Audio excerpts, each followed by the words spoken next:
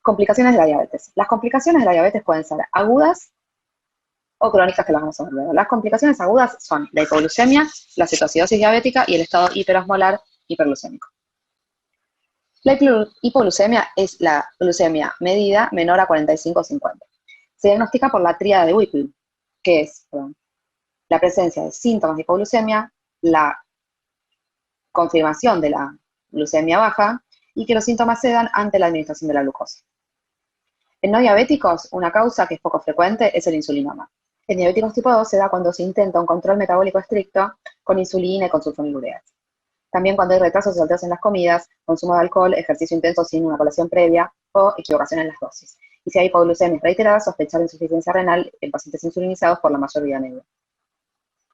Los síntomas de hipoglucemia pueden ser una respuesta neuroglucopénica, por privación de glucosa en el sistema nervioso central, con astenia, cambios de comportamiento, confusión, pérdida de conciencia, convulsiones hasta coma, y respuestas autonómicas, del tipo adrenérgicos con palpitaciones y ansiedad, o colinérgicos con sudoración, hambre, parestesia, palidez.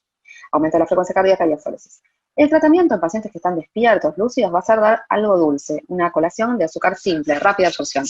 Pero si hay obnubilación o pérdida de la conciencia, vamos a dar un glucosado hipertónico, dextrosa al 25%, o bien glucagón subcutáneo intramuscular en aquellos que lo dispongan. Y luego de esto, cuando ya reaccionan, se les da una colación rica de hidratos de carbono.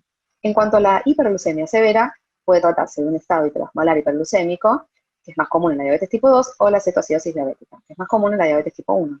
Característicamente, el hiperosmolar se caracteriza por eso, por tener una muy importante osmolaridad plasmática y una glucemia muy alta, mayor a 600, sin tanta alteración de la parte de la acidosis y con bastante alteración de la conciencia. En cambio, la cetoacidosis va a tener valores de glucemia altos, pero no tanto, mayor a 250, y mucha alteración de la parte de acidosis, pH bajo, que eso es lo que nos va a definir si va a tratarse de leve, moderada, severa, el pH y el bicarbonato, y siempre va a tener cetonuria y cetonemias positivas. La osmolaridad va a ser variable, el gap va a estar aumentado y van a tener alteración del estado de conciencia.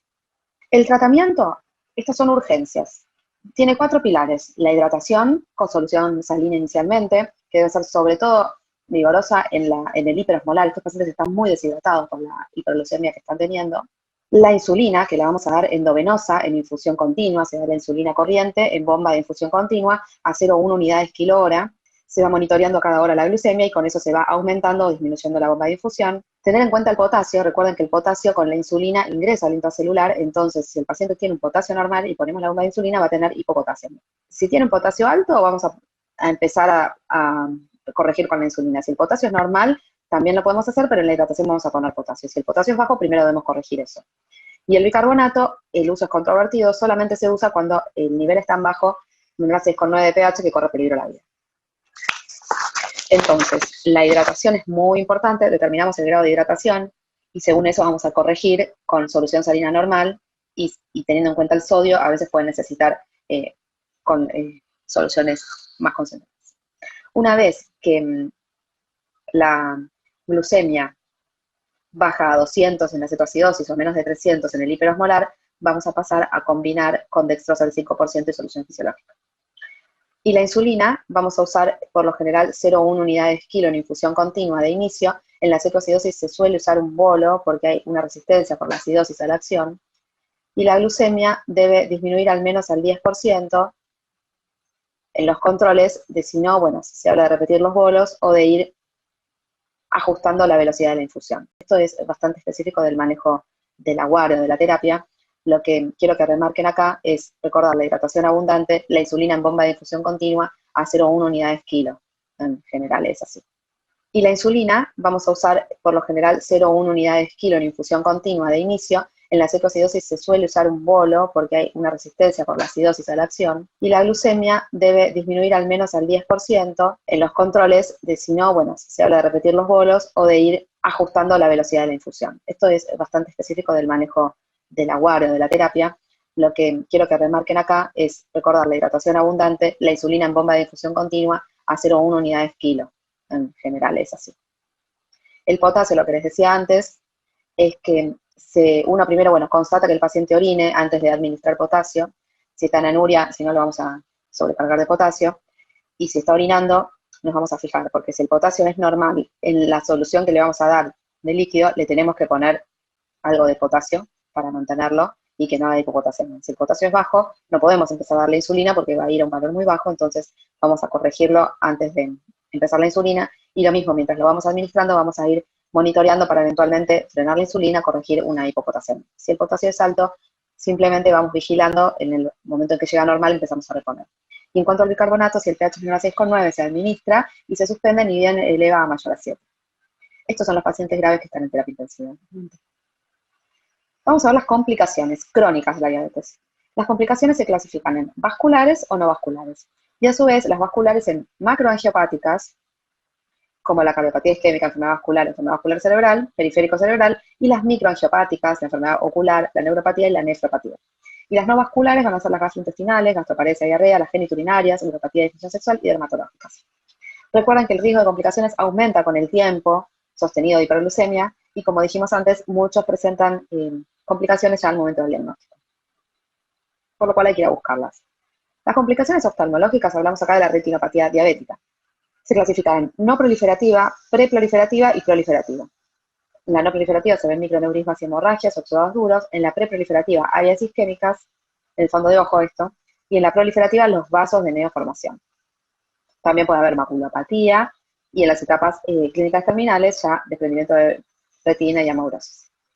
Las complicaciones renales, bueno, la diabetes es una causa muy importante y frecuente de insuficiencia renal. Estos pacientes tienen que tener control anual de creatinina y de clearance y de albuminuria.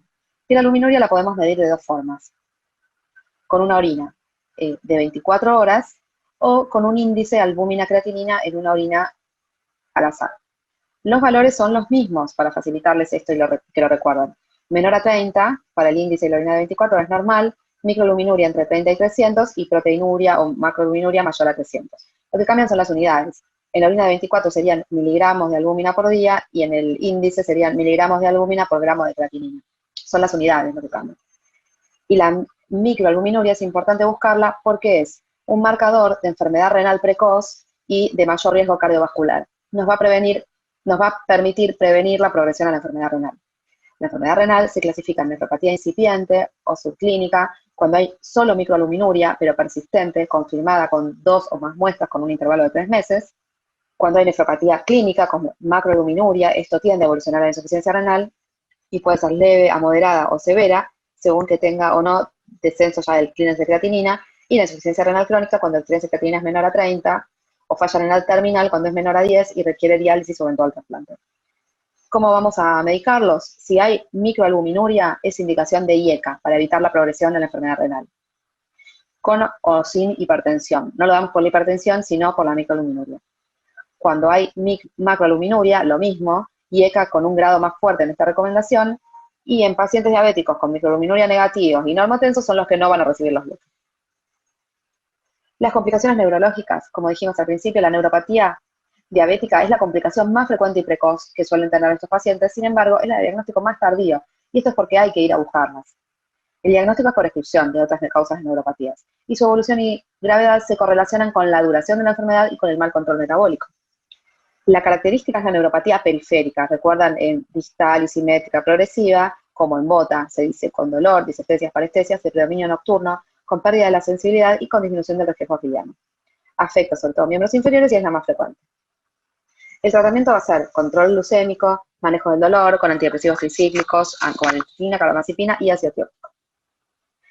Y hay otras formas que pueden verse de complicaciones neurológicas, como las mononeuropatías, plexopatías, que van a cursar con dolor, debilidad muscular, hipotrofia muscular, reflexia, descenso de peso y depresión, neuropatía hipoglucémica y la neuropatía autonómica, que es muy importante porque esto puede llevar a hipotensión ortostática, taquicardias, QT prolongado y YAM silente. Gastrointestinal, van a tener gastroparesias, diarreas, incontinencia, constipación, todo esto les afecta mucho la calidad de vida. Y sobre todo, bueno, los geniturinarios con la disfunción sexual.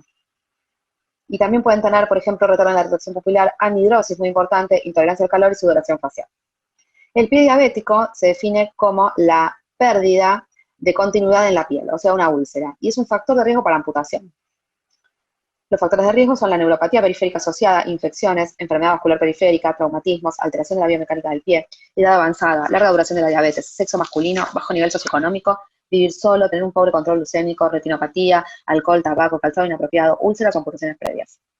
Vamos a evaluarlos con la sensibilidad vibratoria, el examen vascular, la estructura de deformidades del pie, trauma o presencia de infección.